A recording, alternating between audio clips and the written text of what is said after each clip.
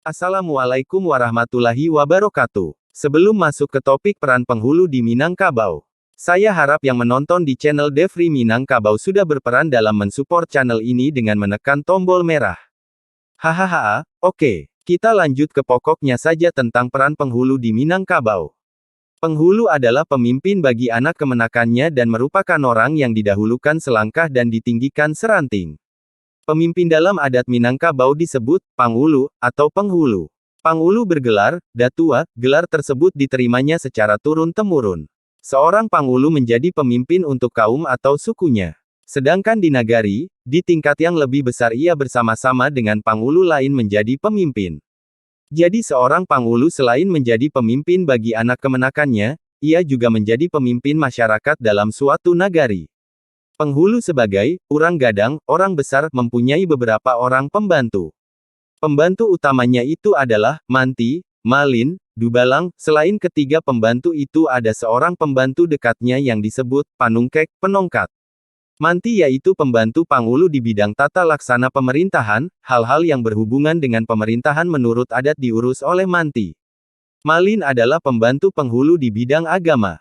Semua urusan agama menjadi tanggung jawabnya. Ia bertindak menurut ajaran Islam, menurut Al-Quran dan Hadits. Tugasnya membimbing masyarakat ke jalan yang ditentukan oleh Islam.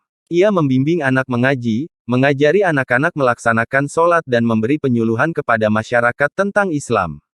Dubalang Hulu Balang adalah pembantu penghulu di bidang keamanan.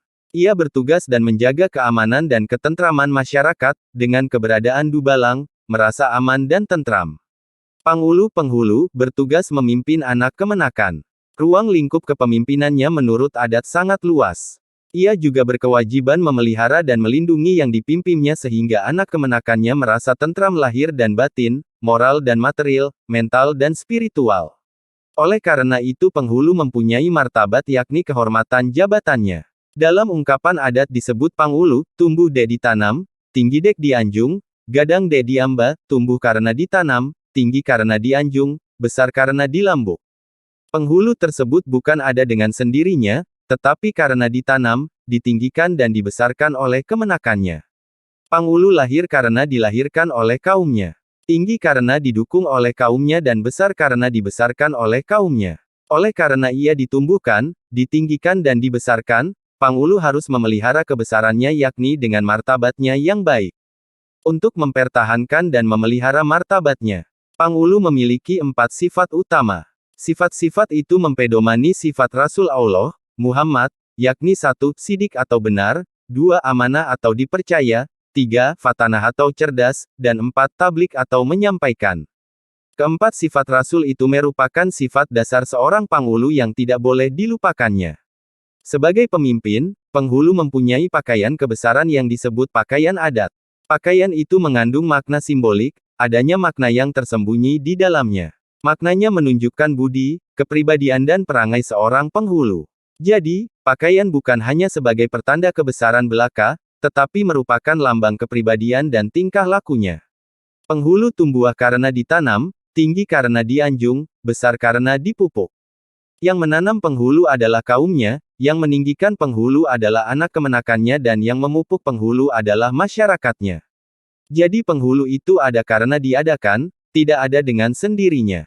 Pengangkatan penghulu disebut juga membangun gelar pusaka, membangun sako. Jabatan penghulu di Minangkabau turun-temurun, dalam adat diungkapkan, biriak-biriak tabang ka samak, dari samak ke halaman, dari niniak turun ke mamak, dari mamak turun ke kamanakan, yang berhak mendapat atau memakai gelar penghulu adalah kemenakan dekat, kemenakan di bawah dagu yakni kemenakan yang setali darah menurut matrilineal. Penghulu adalah pemimpin kaumnya, pembimbing anak kemenakan dan menjadi niniak mamak di nagari.